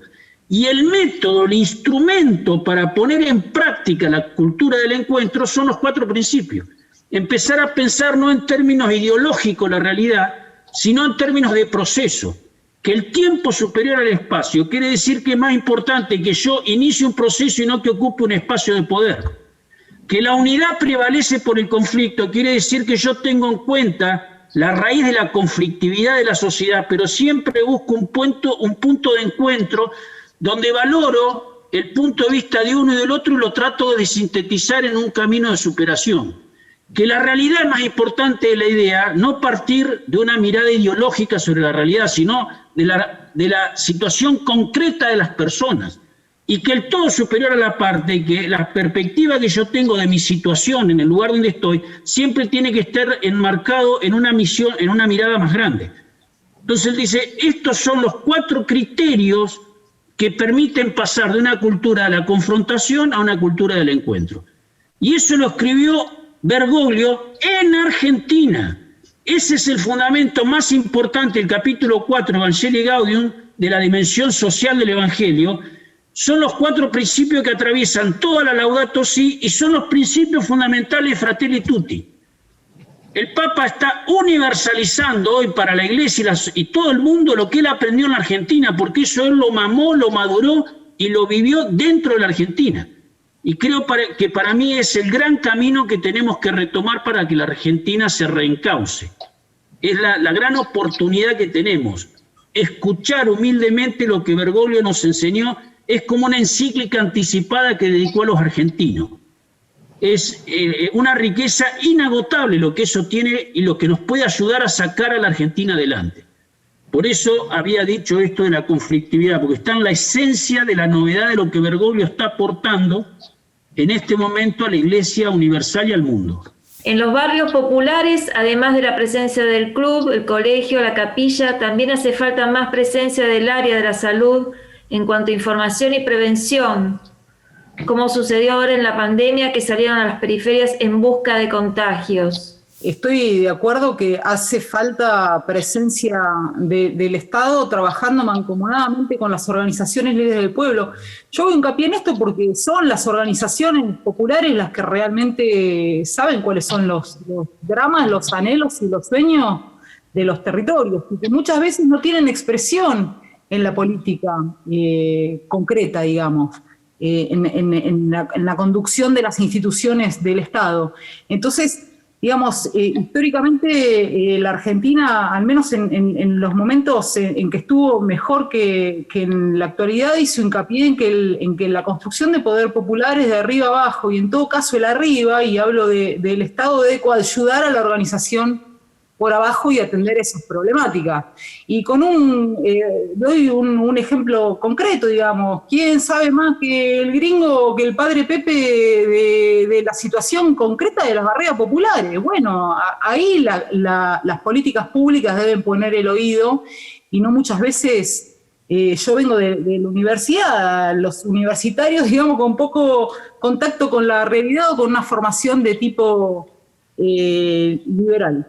A eso apuntaba, y centralmente a agendas integrales que no deben ser estrictamente de coyuntura, sino que de una mirada estratégica, porque digo, esto es una oportunidad de esta crisis, de decir, bueno, se atiende al sistema de salud. Bueno, de marzo a la actualidad el sistema de salud no viene desatendiendo lo que no sea COVID. No atiende nenes, no vacuna, no atiende embarazadas. Bueno, vamos a tener un problema sanitario gravísimo, que indudablemente hay que interpelar y hay que empujar para que desde el Estado se tenga en cuenta la realidad concreta. Nicolás es referente del barrio Don Orione y también de Ciudad Oculta y de Piedrabuena. Y la pregunta es, ¿de qué manera se puede unificar organizaciones muy divididas? Barrios populares, sin dudas que están padeciendo la crisis en forma muy, muy fuerte, y se viene hablando desde el Estado desde hace algún tiempo de la urbanización de barrios populares, y obviamente eso generaría seguramente mucho trabajo en los sectores populares, en los barrios, y entiendo que es interesante y necesario también que las organizaciones sociales, las organizaciones de los barrios y la Iglesia estén involucrados en estos proyectos de urbanización. Creo que hay un antecedente muy interesante, muy lindo, creo que es uno de los más importantes del país, que fue la participación del padre Bachi en la urbanización de Villa Palito, ¿no? Y teniendo en cuenta que eso, si se llega a concretar en algún momento, generaría muchas fuentes de trabajo para quienes vivimos en barrios populares. Entonces, ¿de qué manera se piensa? Sé que hay, el Gringo Castro, con UTEP y demás vienen trabajando también en este sentido, pero también, es importante, entiendo yo, la participación de la Iglesia, que en definitiva es una organización que unifica bastante a los barrios populares, a los sectores más humildes, y por eso era la pregunta de, ¿qué se viene pensando desde la Iglesia principalmente en este sentido, ¿no? Al padre Pepe, algún consejo, palabras también para el que acompañe en este tiempo de pandemia, tanto los voluntarios, colaboradores. Soy del Centro Barrial Virgen de la Sonrisa. Nosotros nos dedicamos a niños y la verdad que fue un año totalmente distinto, nunca nos esperamos esta pandemia. Estamos acá en el oeste de la provincia de Buenos Aires, en el núcleo sojero del país, y realmente la pregunta es cómo construir esta fraternidad y esa hermandad cuando cuando las mayorías están excluidas, ¿no? Qué difícil para quienes estamos construyendo organización popular no responder a esa conflictividad constante que nos plantean desde el poder y que están todo el tiempo alimentando el odio.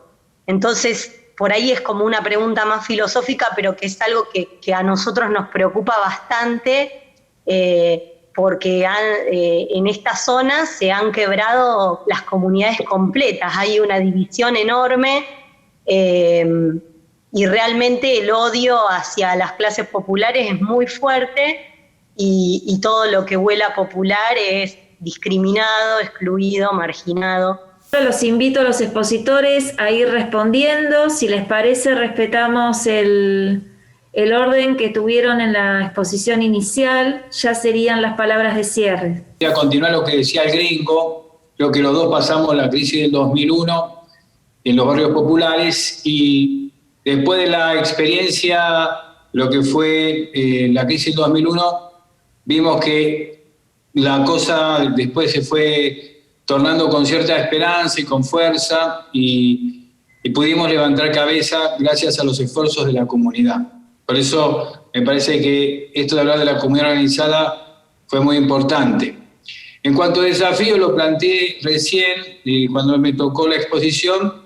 Nos queda el desafío de la niñez y la juventud en el barrio, porque justamente lo que decía el gringo es, y lo que expuse es, si no se reúnen con nosotros, y cuando digo nosotros puede ser en el club, en la capilla, en el colegio, y en cualquier organización, en una biblioteca, lo que sea, van a estar reuniéndose en otros lados los pibes.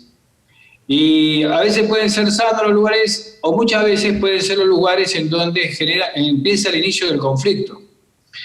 Y el conflicto, y recién se habló de la violencia, hay violencia que se pronunció en forma doméstica, pero también mucha violencia entre las bandas y los barrios, y que están generando muertos, están generando heridos, están generando graves problemas de robos, y creo que eso tiene que ver también con este tiempo de pandemia, de encierro, en donde no podemos convocar y donde la gente no puede participar. Por eso me parece que hay una etapa nueva que hay que pensar, y en donde las organizaciones tenemos que ponernos a trabajar en serio con la niñez y con la juventud, fundamentalmente, como un aporte que podemos dar nosotros. Me parece que es el gran desafío. Y en cuanto al rol de la Iglesia en este desafío de lo que es el RENAVAP, me parece que con esto de la capilla, club, colegio y este rol centralizador que puede dar la espiritualidad, tenemos un trabajo fuerte para realizar con la experiencia que ya tenemos el equipo de curas de las villas de Capital y Gran Buenos Aires, ¿no? Aportando en algunos lugares más que en otros, ¿no? Recuerdo que Bachi, cuando le tocó el plan arraigo, al ser de allí, al poder trabajar con solidez en provincia, si bien era un plan nacional, lo pudo concretar. Nosotros en la Ciudad de Buenos Aires no lo pudimos realizar porque tuvimos unos punteros barriales que fueron realmente un desastre, que se aliaron realmente con los sectores más poderosos y le dieron espalda a la gente de los barrios de las villas de Buenos Aires. Es un momento también en donde, en esta nueva posibilidad que da del desafío del RENAVAP, con la figura de Bachi, con la fuerza de Bachi, con esta propuesta, una presencia de la Iglesia que pueda ayudar a realizar un barrio saludable. Yo quería decir dos cosas simplemente. Una es cuando se planteó hoy el tema de la mujer en la Iglesia. En el documento que publicó el Papa hace muy poquito, que se llama Amazonía, del 2 de febrero del 2020, que trata de toda la zona de Amazonía, hay 3 puntos que dedican la parte final del documento al rol de la mujer dentro de la Iglesia y que son absolutamente novedosos. Se los recomiendo porque lo que dijo el Papa en esos 3 puntos no lo había dicho en todo su pontificado, sobre la mujer con tanta claridad, contundencia y precisión, donde justamente pide que la mujer pase a cumplir un rol de liderazgo dentro de la Iglesia. Y valora en qué sentido la Iglesia valora la feminidad y el aporte de la mujer, porque en la Amazonía es una de las zonas de la Iglesia donde la mujer fue la que logró que la fe permanezca en el tiempo. Y el Papa valora ese rol de la mujer que cumplió en la Amazonía, y a la luz de esa experiencia que se tuvo ahí, emite un juicio en 3 de los 111 puntos que tiene Amazonía sobre el rol de la mujer. Y también en unos puntos siguientes a esos de la mujer habla sobre la conflictividad dentro de las organizaciones de la misma Iglesia y cómo superar esa conflictividad. Se los quería proponer porque me parece que son muy iluminadores y es un magisterio muy actual del Papa. Y para cerrar, a todos le propongo retomar muy detenidamente, porque es un texto largo, ¿no?, el Fratelli Tutti, porque toca la raíz del problema social que vive la Argentina, la raíz, y el Papa siempre habla de una posición de esperanza y de que como toda sociedad se puede reconstituir cuando se despierta la humanidad, cuando se despierta la persona, cuando la persona se siente abrazada. Por eso nos pone el paradigma de San Francisco de Asís, porque eso nos muestra que cuando la persona, en la peor indigencia en la cual se encuentre, en la mayor herida que le toque sufrir, la Iglesia es un hospital de campaña y está llamada a reconstituir la persona, encuentre en el lugar donde se encuentre. Cuando la persona experimenta un abrazo de misericordia, la persona es atravesada por una mirada, como yo tuve la conmoción de verlo a Charlie abrazar a un chico una vez que lo fui a visitar, que estaba absolutamente alcoholizado. Ese abrazo a ese chico lo recupera y lo saca del pozo. Y ese abrazo ustedes lo dan en forma permanente. La Iglesia estamos llamados a reconstituir la persona desde la sencillez de los gestos. Y tienen eficacia. Esa es la esperanza que nos da el Papa. Tienen eficacia. No es solamente la cuestión materiales lo reconstituyen a la persona. Lo que esencialmente reconstituye a la persona es una mirada que abraza la fragilidad y acompaña a una persona herida. Esa es nuestra tarea esencial, eso es la Fratelli Tutti. El resto es consecuencia, porque de ahí se reconstituye realmente los vínculos sociales en su raíz. Desde ahí se reconstituye una verdadera sociedad, desde ahí se reconstituye una verdadera comunidad, desde ahí se reconstituye la Iglesia, siendo Fratelli Tutti, siendo hermanos de todo, como fue San Francisco así y como en este momento no es Francisco para todos. Ratificando lo que señalaron los compañeros, yo insisto en la mirada estratégica centralmente para poder pensar los grandes dramas nacionales, porque la primacía del descarte, la pobreza, la primacía de valores contraculturales que atentan contra la comunidad han destruido, así como han destruido el tejido productivo y condenando a la falta de trabajo y a vivir en la indignidad a millones de argentinos, se ha atentado centralmente contra los valores propios de nuestra comunidad. Digamos, a ningún pueblo se lo vence estrictamente por medios materiales, sino que centralmente ha sabido siempre el globalismo, el imperialismo, llámeselo como quiera, que hay que destruir centralmente su espíritu. Y se ha atentado centralmente con lo que le ha dado vida a la comunidad nacional, que han sido las organizaciones libres del pueblo, centralmente el ataque a la familia, se han cerrado los clubes de barrio, se han cerrado las sociedades de fomento, se ha dividido a las organizaciones populares, se ha atentado, digamos, con el reaseguro de la vida comunitaria y con sus valores, porque me parece que el trabajo mancomunado que tenemos los argentinos en la actualidad tiene que ver con recuperar valores solidarios, fraternos, valores vinculados al bien común y asentar esa idea de que el sentido de trascendencia de la persona humana es en el marco de una comunidad, que a mí me puede ir muy bien ahora, si de la comunidad de la que formo parte le va mal, difícilmente salgamos adelante. Entonces me parece que además de los debates vinculados a lo material, nos debemos una vuelta a valores que permitan un sentido de trascendencia en términos comunitarios. Muchas gracias. Todos sabemos que hay organizaciones que se dividen en los barrios, movimientos populares, digamos, las organizaciones. Tenemos una tendencia a la fragmentación, sobre todo en tiempos difíciles, donde no se visualiza un proyecto de país que nos pueda, digamos, encauzar. Como en Argentina fue el peronismo, por ejemplo, el peronismo, la gran unidad porque había proyecto de país. Es difícil encauzar un proyecto de país, nosotros estamos haciendo algunos esfuerzos, pero puntualmente en nuestros barrios, yo no soy de dar consejos, lo que me ha pasado. He estado 10 años sin hablarme con compañeros de otras organizaciones barriales, hasta que un día, yo no sé si por obra y gracia del Espíritu Santo o la voluntad nuestra, empezamos a hacer cosas de conjunto o a decir, che, la verdad que estuvimos 10 años al cohete separados, no tiene sentido. en el momento donde se produce la fractura es imposible pensar que te vas a volver a unir. Pero en el proceso político, lo que no se puede unir juega del lado de un proyecto que no es un proyecto popular.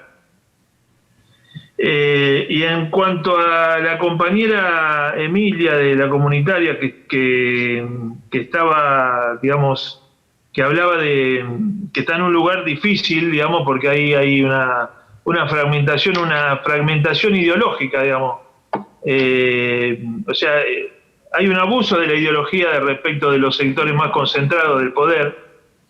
¿Qué quiere decir ideología? Que vos sos, digamos, buscan todos los artilugios para hacerte creer que vos no podés, porque sos pobre o porque no tenés estudios, porque no tenés los elementos necesarios para avanzar. O sea, es una ideología que profundiza el individualismo. Muchas veces pasa que cuando lo mismo que decía del barrio, ¿no?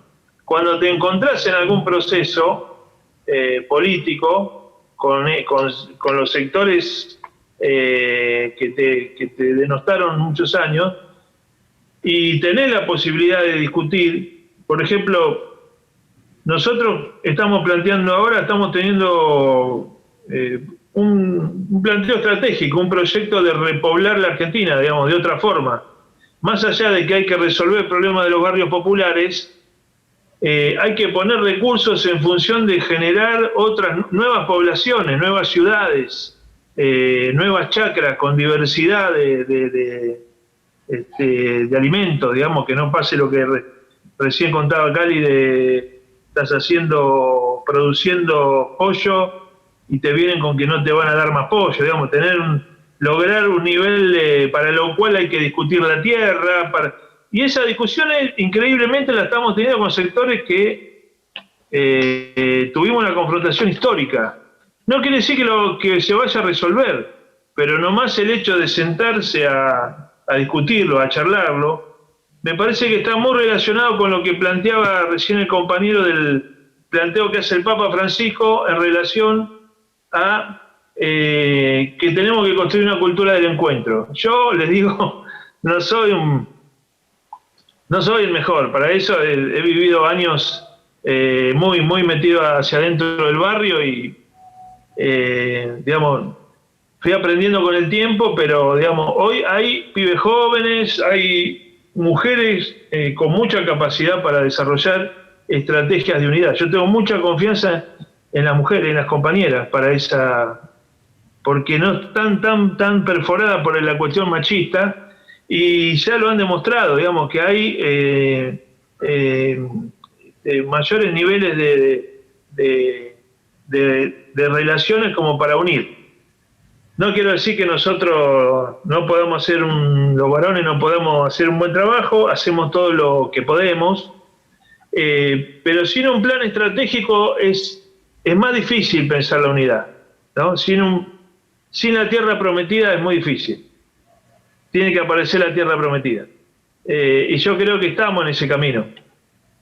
Por supuesto que hay gente que no quiere que todo el mundo, digamos, no quiere que en Argentina sean felices y que sean felices los pobres. Pero yo les digo la verdad, la felicidad la encontré en los barrios populares, no la encontré en la clase a la que yo venía, que era una clase media baja. La fiesta popular, la fiesta religiosa popular y la fiesta popular, digamos, donde nos divertimos bailando, y las posibilidades de ser feliz comunitariamente se me dieron en esos ámbitos. Entonces, por eso vuelvo a rescatar la mirada desde la periferia, es porque ahí está la posibilidad de unir y de resolver infinidad de problemas que otros no pueden resolver, como el problema del amor que trasciende la pareja, el amor hacia los pibes que tienen necesidad y hacia las compañeras que son violentadas, hacia los pibes que no pueden pasar de grado, de año, o que están en quinto grado y no pueden leer y escribir. Bueno, ese amor de trascendencia es lo que va a permitir, me parece a mí, construir la unidad que necesitamos. Estamos finalizando este espacio de reflexión. Muchas gracias a todos los participantes y a los expositores que nos ayudaron a ir profundizando en estas temáticas que son urgentes. Estamos en un camino compartido de distintos espacios y juntos fuimos descubriendo en el diálogo que no estamos solos y que con la organización comunitaria los barrios pudieron ir haciéndole frente a los grandes desafíos que trajo este tiempo incierto de pandemia, como nos explicaba el padre Pepe. Alejandro nos ayudó a descubrir que el Papa Francisco, a través de la encíclica Fratelli Tutti, nos da un ejemplo de cómo se construye juntos, reconociendo que lo que sabemos y proponemos es solo una parte que está llamada a juntarse con otras. Así lo hicieron muchos en los barrios, en las capillas se reconvirtieron, se organizaron especialmente las mujeres y muchos jóvenes, y ahora se discierne que es importante poder volver a convocar a los jóvenes del barrio, a la capilla, a los clubes, a los colegios, y no dejarlos solos en las calles. La experiencia de compartir la vida de organización a los barrios nos enseña a trabajar juntos, a valorar lo que importa, a encontrar alternativas, como nos comentó su experiencia el gringo Castro, a no bajar los brazos y trabajar por una vida cada vez más digna para todos, donde todos también tengan trabajo. Con el aporte de ICIAR nos dimos cuenta que permanecen y se agravan algunos desafíos estructurales, entre ellos fundamentalmente la salud.